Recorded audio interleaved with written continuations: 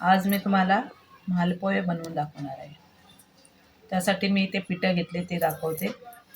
हा 1 वाटी मैदा आहे आणि हे 1 वाटी ह्याच मापाने 1 वाटी गव्हाचं पीठ घेतलंय. ते आपण असं छान चाळून घेतलंय. चाळून घेतले. तिथं 1 वाटी गव्हाचं पीठ आणि 1 वाटी इथे मैदा घेतलाय मी. एक केळं टाकणार आहे आणि केळं आपल्याला असं छान तयार झालं पाहिजे, कच्चं केळं नाही पाहिजे, म्हणजे त्याच्यामध्ये त्या पिठामध्ये मॅश झालं पाहिजे व्यवस्थित.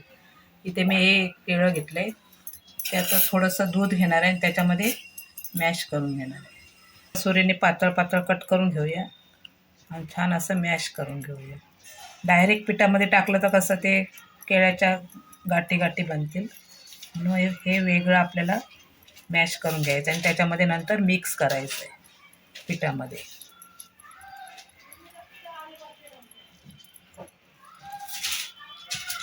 केळं छान तयार पाहिजे. कच्चं केळं असेल तर ते मग आपल्याला मिक्सरमध्ये थोडंसं दूध घालून फिरवून घ्यायचं, जास्त कच्चं असेल तर.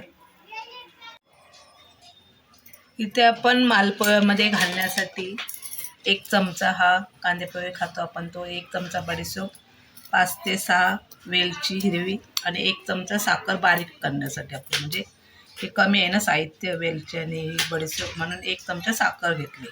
ते आता आपण मिक्सरला फिरवून घेऊया. इथे आपली वेलची आणि बडीशेप बारीक करून झाले. इथे मी 1 वाटी गूळ घेतला आहे बारीक चिरून, तो आता आपण पाण्यामध्ये विरघळून घेऊया. मी इथे दुधाचा पण वापर करणार आहे, म्हणून थोडंसंच पाण्यामध्ये गूळ पहिला विरघळून घेते. इथे मी थोडंसं पाणी घेतलं आहे, आपला 1 पेला, आणि थोडं याच्यामध्ये दूध पण मिक्स करणार आहे. तुम्हाला जर दुधामध्ये गूळ विरघळून घ्यायचा असेल तरी चालेल, पण मी इथे थोडंसं पाणी घालून गूळ विरघळून घेते गूळ, कारण का पाण्यामध्ये लवकर विरघळेल, दुधामध्ये लवकर विरघळणार नाही, म्हणून मी थोडा पाण्याचा वापर करून गूळ चांगला विरघळून घेणार आहे ह्याच्यामध्ये छान असं. इथे आपला हा गूळ विरघळून झाला आहे. आता त्याला गाळून घेऊया, म्हणजे कसं गुळामध्ये काय कचरा बिचरा असेल किंवा गुळाचे खडे राहिले असतील ते आपण गाळणीने गाळून घेऊया.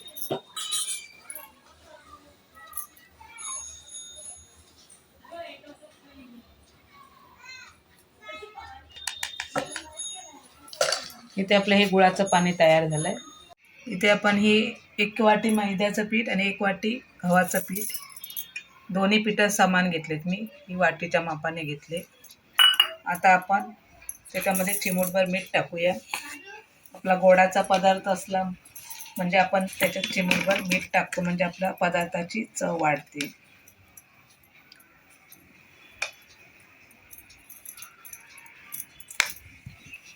आता आपण हे पिठं मिक्स करून घेऊया, सुकीच आधी दोन्ही पिठं. आता आपण इथे हे गुळाचं पाणी करून ठेवलं आहे ना, ते याच्यामध्ये थोडं थोडं घालून मिक्स करून घेऊया.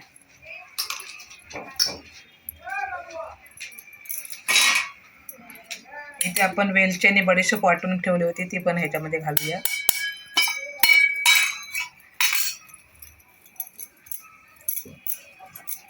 आता मी इथे अगोदर हे गुळाचं पाणी करून ठेवलंय. फक्त गूळ मी 1 वाटी घेतलाय, त्याच्यामध्ये फक्त अर्धी वाटी पाणी घालून मी हा गूळ विरघळून घेतलाय. तो आता ह्याच्यामध्ये मिक्स करून घेऊया पिठामध्ये, आणि आपलं पीठ किती पातळ घट्ट राहील त्याच्यानुसार आपण दुधाचा वापर करायचा आहे, किंवा तुम्हाला जर पाण्याचाच वापर करायचा असेल तरी पण चालेल. असं नाही का दूधच पाहिजे, पण आपण एखाद्या पदार्थाची चव वाढवायची असेल तर थोडं आपलं बदल करून, म्हणजे थोडंसं दूध वापरून, म्हणजे त्यानं थोडी चव वाढते त्याची आपली पदार्थाची. तर हा सगळं गुळाचं पाणी मी ह्याच्यामध्ये घालून घेते.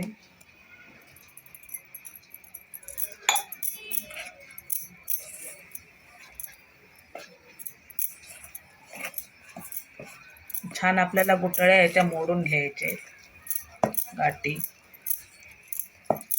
विस्करने छान मिक्स करून घ्यायचं. मी तर चमच्यानेच करते, विस्कर आता आता हे आपलं गुळाचं पाणी केलेलं, त्याच्यामध्ये आपलं पीठ भिजलं नाही आहे, त्यात मी हा दुधाचा वापर करते. 1 पेलं दूध घेतलं आहे, ते आता घालून बघते किती दूध लागतं आहे ते.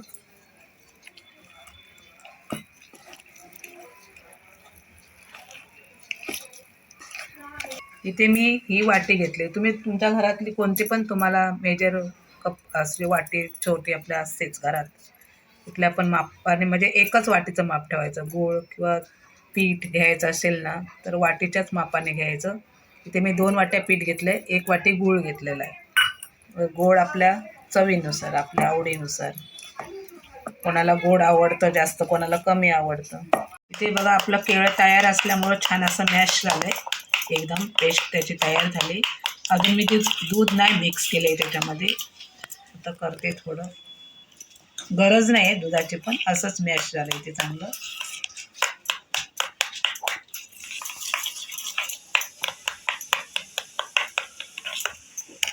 म्हणजे आपलं पीठ आहे ना तयार केलेलं, त्याच्यामध्ये टाकून घ्यायचं. छान असं मिक्स करून घ्यायचं. त्याच्या गुठळ्या ठेवायच्या नाहीत केळ्याच्या, पूर्ण असं मॅश करून घ्यायचं. आणि कच्चा असेल तर मिक्सरला फिरवून घ्यायचं थोडंसं दूध घालून.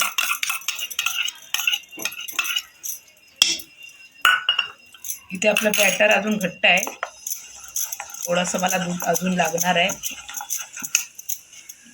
पूर्ण आपल्याला ते कसं असं तव्यावर टाकल्यानंतर पूर्ण आपणच पसरलं पाहिजे, एवढं आपलं बॅटर तयार करायचं. इथे मी आता ते गुळाचं पाणी वापरून, गूळ जो आपण पाणी केलं होतं ते वापरून इथे मी 2 पेले दूध घातले आणि हे थोडंसं आता वरती टाकते.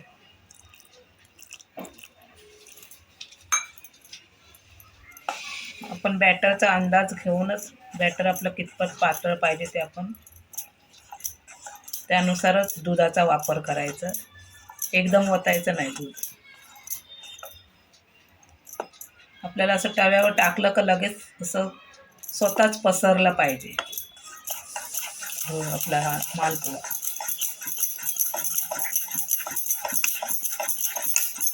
तर मी मिक्स करून घेतलं आहे. आता 10 ते 15 मिनटासाठी झाकून त्याला ठेवणार आहे साईडला. नंतर जर परत घट्ट वाटलं तर आपण त्याच्यामध्ये थोडं दूध मिक्स करायचं, मालपोहे तयार करण्यासाठी घ्यायचे. आता मी छान मिक्स केलेलं आहे. आता मी झाकून याला 10 ते 15 मिनटासाठी ठेवते. 15 मिनटं ठेवून देते. पेटवून घेऊया. इथे मी नॉनस्टिक पॅन घेतलंय, त्याच्यावरती करणार आहे. तुम्ही तव्यामध्ये पण करू शकता, आपला चपातीचा तवा असतो ना त्याच्यामध्ये पण करू शकता. इथे मी नॉनस्टिकचं पॅन ठेवलंय, गरम करून घेऊया. आणि इथे आपल्याला तुपाचा वापर करायचा आहे. तेल पण वापरू शकतो, पण थोडा तुपाचा वापर केल्याने कसं थोडी चव छान लागते. आणि इथं थोडं आपलं बॅटर हलकंसं घट्टसर वाटतं म्हणून थोडंसं मी 2 चमचे दूध घालून देते परत. ते कसं आपल्याला तव्यावर असं घातलं का लगेच आपोआप पसरला पाहिजे. थोडंसं 2 चमचे फक्त दूध घालून घेते. इथे मी ही 1 पळी दूध घालून घेते थोडंसं. इथे मी टोटल 2 पेले दूध, 2 वाटी पीठ आहे त्याच्यासाठी 2 पेले दूध घेतले. आणि आपला गुळ विरघळून घेतलाय 1 वाटी, त्याच्यासाठी अर्धा पेला पाणी घेतलं होतं. अशा प्रकारे आपलं बॅटर तव्यावरती पडलं पाहिजे, इतकं पातळ आपल्याला ठेवायचं आहे.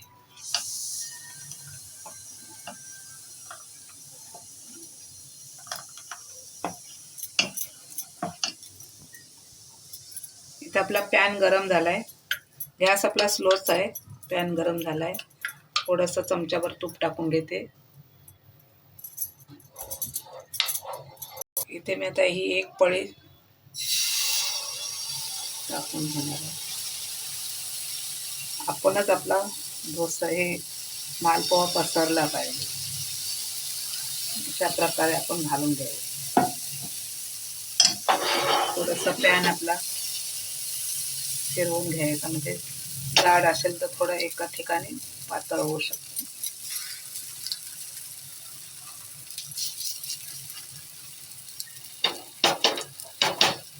त्याच्यामध्ये कसं गूळ असल्यामुळं ते कसं पटकन जळू पण शकतो, म्हणून गॅस आपला फास्ट ते स्लोच्या मीडियममध्ये मध्ये ठेवायचं आहे. एकदम फास्ट पण नाही ठेवायचं, एकदम स्लो पण नाही ठेवायचं, थोडासा मीडियमवरती ठेवायचं आहे.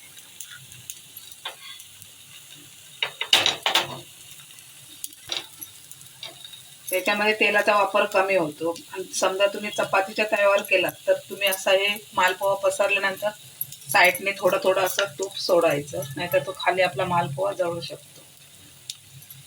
सोडायची काही गरज नाही. हे कसं नॉनस्टिक पॅन असल्यामुळे तो काय जास्त वेळ चिपकून जात नाही. आपणच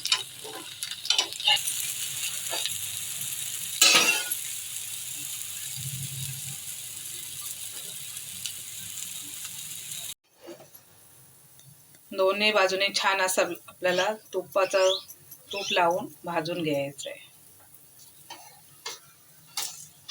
मस्तपैकी असं.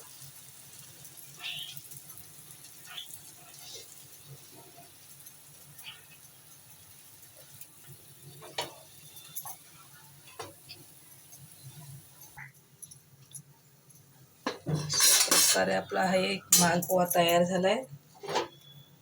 आता आपल्या तव्यात हे नॉनस्टिक असल्यामुळं तेल अजून आहे बाकी, तूप आपलं त्याच्यावरतीच मी सोडून घेते.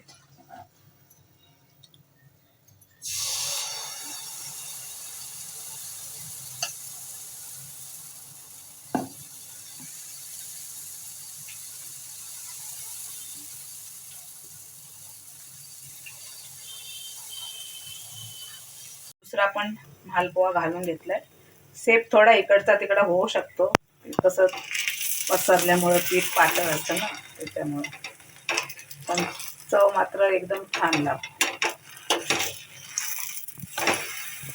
गॅस आपल्याला मिडियमच ठेवायचा, जास्त फास्ट करायचं नाहीये, नाहीतर वरून करपतील आणि आतून कच्चे राहतील. कारण का हे लाल कलर कसा येतोय तर गुळ घातलाय ना, त्या गुळामुळे हे थोडं आपल्याला डार्क कलर येतोय. तो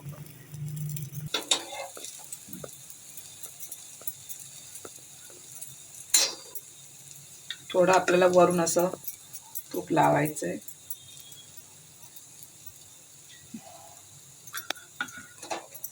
छान असे दोन्ही बाजूने शेकून घ्यायचे.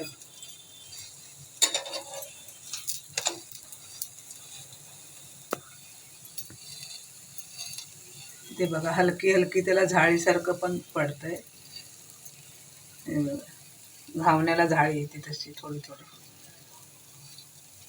आपण मालपोहा तयार झालाय. अशा प्रकारे मी सर्व करून घेते आणि तुम्हाला दाखवते. अशा प्रकारे आपले मालपोहे खाण्यासाठी रेडी.